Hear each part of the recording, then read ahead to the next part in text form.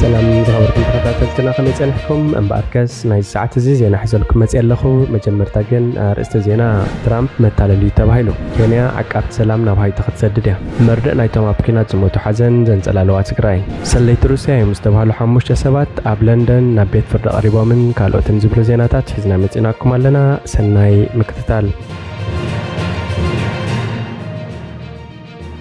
بمردق نايتوم أبكينات زموتو حزن زنزلالوات تقراي مردق نايتوم أبتن خلت عمت أب تقراي استخيادة دو مواكينات زموتو أبالات حالتات تقراي نس درابيتات ينقرالو نتزاقيت بزي سرعن بوسن ملكو سرع زمسلن مردق سعبو سدراتات بحبارن بتناتلن بهلاوس نسرع الداق مايك أبرن قفعو وي أقوال هايمانتو فتحاتن أبستفلالو يكبابيتات تقراي يكايد كمزرلو تسابت بي بي سي ملكتو أب كتما مقالة كفل ختم عد حكي زنبر آتو برهانو قبرم بفلاي أبز حلف غلت تسومونات نايبركت زبولو سدرا مردق كمستنقرن أبتا ختما دبنا حزن أنصلاليو خمزلون نبي بي سي تزاريبو أبز قربا أب كبابيتات عدشن دحرن دبرن نايبركت زبولو تقادلت مردق تنقيرولهم أب بيت كريستيان أبز تخيد قفعي تساتيفة نيرة أزيو يزحزن بزحات سبات أبناء أبالات سدرا بيتو من مقرباتو من حزن تقميت أمالو يبل أبتا نسوز نبرلات أبيان زحلف قدام كمزنقر تحبيرو من بارو زقلت آتو برهانو أنتخونا نقتصالسو من كمستحلالفن أبتنكت كمزلون يزارب هبز خبابينا وفيرم زي تملسو محزوتنان قربا بتنانالو أزينا فرحنان تجنقنا لنا يبل أبز حلف السمون أبس نسرعت من رقم حب قدأتو كينات استرخبا بريزيدنت جزياو محدار تقراي آتو جيتاتشو ردا مردا أبالات حالتات مكلخال تقراي أب قربا أوان كمزنقر قليسو نيرو أب قربا جزي نخبرهم بزمتن منقدي هوتهم نزخفلو بأشحاد زوت سماعتاتنا بعل مرد جيرنا نسدرهم بستوسنا رجاون تخونا مسخم على زبل ملختي أن حلف اللخ خونيو إلوم أبتنخل التعمت أم منغو سراويت تقراي بحدقات سراويت منغستي إثيوبيا إيرتران عطقات قربا بالتكللاتن بخالقات كوينهم زكايدو دموكينات كندي زأخلو تواقعات خمزموتو عيتقلسن فليل أخ حبلات أفريقيا أوليسيغون أبسانجو كلمة مفرام وعلى بريتوريا أبزهابو مقلتي بسنك تخينات أستات شدشة ميتشو حسابات كم زحلقو تزاريبو نيرو كلهم تساتفت التخينات كتلت صوتاو عمتن زرفان زركبهم سبقاو مسلات كم استحسو تسابت حلقت مسلات يملكتو بفلاي أبتا ماكل عبدو خينات زنبرتن نزبز حوان أب تحت عطوان زنبرت تقراي وزحات سبات مدقعتي سئنات مقبن مدهانيت النموت تقالي عميم أبزغنيات كاب كتما مقالة ناب كتما شيرستو قعزة آتا معارك حيالهم أبستفل عليه خبابيتات تقراي مرد إكايد كمزرلو نبي بي سي تزاريبو كاب مقالة تبقيسنا بحوزين كاو دماتن بين أبيلناينا متينا بزوحنا حازن نسألاس تخدنا سبن نايبيت كريستيانن سلالاتني خطرئي زحاتتنا يوم سبات دما نايستسو تقادلتيو يبلنا إلو أبدبو تقراين كالوت نسرح أبستنكسا أصلهم كبابيتات تمساسل أقباب كمزرعي زغالت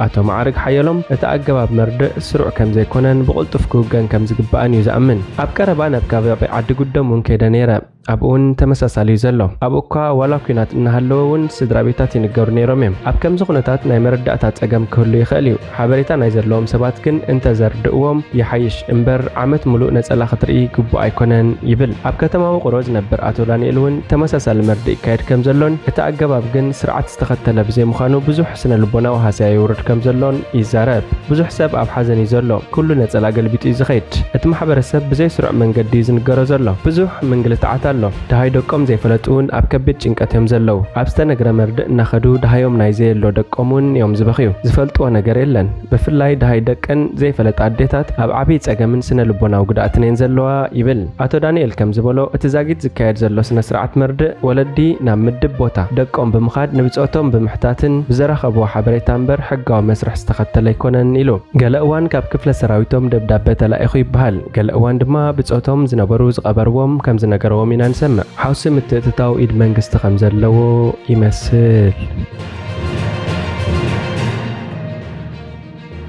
كينيا عقبت سلام نبهاي تخسدديا بريزيدنت ويليام روتو أب حفشاو على حبرات هاجرات مرحت عالم نتا أبهاي تزلو قنصي قيد بتخات نمعقات نوتادرات كينيا نبت هاجر كسدو تسفاي قبرلو قوني حفشاو على حبرات هاجرات مينستر قدات وصا أمريكا أنتوني بلينكن نتو قداي مس بريزيدنت كينيا ويليام روتو على الولو نقاله دك هايتجن اتحسب بهاي بلومن أبهايتي قنص متأنو زحلفيو بقاميدوتات نرأس ختمات هاجر زخونت بورت أو برينس 800 كم زقوات أروي نقر أبايت ተቃጺሉ ኣብያተ ትምህርቲ ተዓጽዩ ብዝሕ ዘለዎም ዜጋታት ተፈናቂሎም ግን ነቲ ህውከት ክህድእ ዝተኣመነሉ ሓገዝ ካብ ወጻኢ ክኣቱ ይሕሰብ ኣሎ ኬንያውያን ዝመርሕዎም 1000 ዝሓዘን ናይ ዝተፈላለየ ሃገራት ወታደራት ብቕልጡፍ ናብቲ ሃገር ክኣትዉ ይስርሓሉ ኣሎ ዛጊት ኣብቲ ኬንያ ትገብሮ ጻዕርን ምዕቃብ ሰላም ጃማይካን ባሃማስን ክሕግዛ ኢደን ዘርጊሐን ኣለዋ ሚኒስትር ጉዳያት ወጻኢ ኣሜሪካ አንቶኒ ብሊንከን ምስ ፕሬዚደንት ኬንያ ኣብ ኒውዮርክ ኣብ ጎኒ ሓፈሻዊ ዋዕላ ሕቡራት ሃገራት ተረኺቡ ነይሩ ድሕሪኡ ፕሬዚደንት ኬንያ ዊልያም ሩቶ ንሓፈሻዊ ጉባኤ ሕቡራት ሃገራት ከም ዝኽብል መደረ ኣስሚዑ ነይሩ ብኽያት ናይዞም ካብ ጨካን ባዕዳዊ መግዛእቲ ናጽነቶም ንምርካብ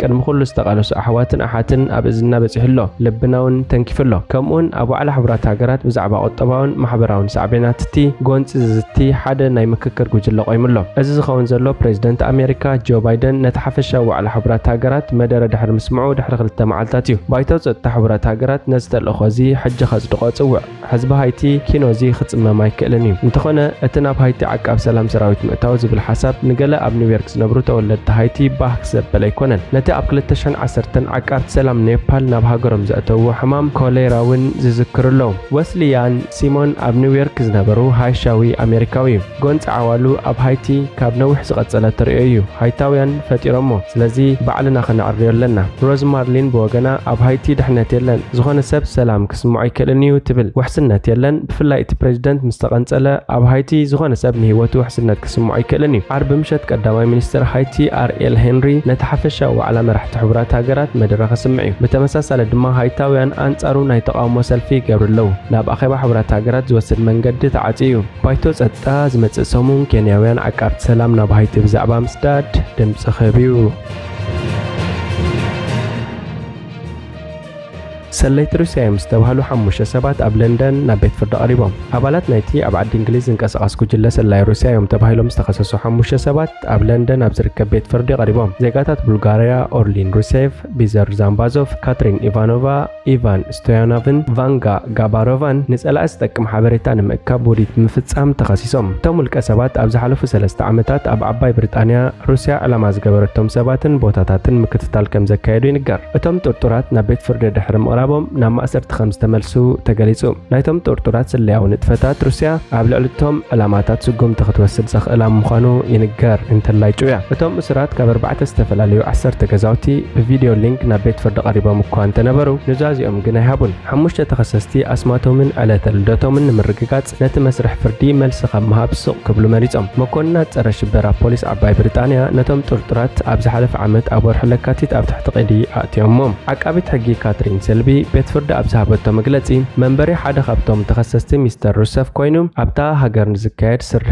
ስርሒት ስለያ ማእከል ኮይኑ ኢላ እቲ ሰብኣይ ኣብ ዓዲ እንግሊዝ ንዝካየድ ስርሒታት ናይ ተዋሃዮ ስለያ ኣዋሃይዱን ኣመሓዲሩን ተባሂሉ ይኽሰስ ከምኡን እዚ ተልእኾ እዚ ኣብ ዓባይ ብሪጣንያ ጥራይ ዘይኮነስ ኣብ ኤውሮጳ እውን ይካየድ ከም ዘሎ ይንገር እቶም 5 ተኸሰስቲ ኣባላት ናይታ ቢጃን ማርሳሊክ ዝተባህለ ሰብ ዝምራሕ ናይ ስለያ ጉጅለ ምዃኖም ይንገር ይኹን እምበር እቲ ውልቀ ሰብ ኣብዚ ጉዳይ እዚ ኣይተሳተፈን እቲ ጉጅለ ብመንገዲ ኣመሓዳሪ ሩሰፍ ካብያን ማርሳሌክ ናይ ወጻኢ ስለያ ተልእኾታት ይቕበል ከም ዝነበረ ይግለጽ ያን ማርሳሌክ ሰራሕተኛ ናይ ሓደ ኣውስትራልያዊ ኩባንያ ምንባሩ ዝፍለጥ ኮይኑ ኣብ ጀርመን ብመጭበርበርቲ ዝተባህለ ይድለ ኣሎ ብድሕሪኡ ናብ ቤላሩስ ሃዲሙ ሕጂ ኣብ ሩስያ ከም ዘሎ ይንገር እቶም ብሰሉስ ኣብ ቤት ፍርዲ ዌስት ሚኒስተር ዝቐረቡ ጥርጡራት ኣብ መጀመርታ ወርሒ ጥቅምቲ ናብ ቤት ፍርዲ ክምለሱ ምዃኖም እቲ ዓቃቢ ሕጊ ገሊጹ ትራምፕ መታለሊ ተባሂሉ ዶናልድ ትራምፕ መጠን ሃብቱ በ100 ሚልዮናት ዶላር ንባንክታትን ትካላት መድሕን ብተደጋጋሚ ከም ዘታለለ ዳኛ ኒውዮርክ ወሲኑ እዚ ውሳኔ ዋና ዓቃቢ ሕጊ ኒውዮርክ ኣብ ልዕሊቲ ፕሬዚደንት ነበር ኣብ ዝመስረቶ ሲቪላዊ ክሲ ንዘቕረበቶ ቀንዲ ጉዳይ መዕለሊ ዝገብር እዩ እቶም ኣብዚ ዘለዉ ሰነዳት ተኸሳሲ ኣብ ንግዲ ዝጥቀመሎም ዝነበሩ ናይ ምትላል ዋጋታት ብንጹር ዝሓዝዮም ክብል እስራኛ ጽሒፉ እዚ ውሳኔ እቲ ጉዳይ ዝመጽእ ሶኒ ኣብ መጋባይ ኣቕልሚ ምቕራቡ የሚስተር ትራምፕ ዓቢ ጽፍዕት እዩ ተባሂሉ ጠበቓ ትራምፕ ትማል ምሸት ኣብ ዝሃቦ መግለጺ ነቲ ውሳኔ ዳኛ ምቕባር ፍትሒ ክብል ገሊጹ ዋና ዓቃቢ ሕጊ ላቲሺያ ጄምስ ኣብ ዝሓለፈ መስከረም ኣብ ልዕሊ ትራምፕ ኣብ ዘቕረበቶ ክሲ ንሱ ክልተ ዓበይቲ ደቁን ትካሉን ኣብ መንጎ 2011-2021 ብዛዕባ ጽሩይ ሃብቱን ዋጋ ንብረቱን ሓስዮም ዝብል ይርከቦ ሚስ ጄምስ ተኸሰስቲ ኣብ ልቓሕ ባንክን ውዕላት መድሕንን ዝሓሸ ውዕላት ንምርካብ ከምኡውን ዝወሓደ ግብሪ ንምኽፋል ናይ ሓሶት መዛግብቲ ንግድን ፋይናንሳዊ መግለፂታትን ከም ዘውፅኡ ገሊጻ ሕጂ ኣብ ዝተረፉ 6 ክስታት ክስታት ብይን ክወሃብ ተስቢት ዝግበር ኮይኑ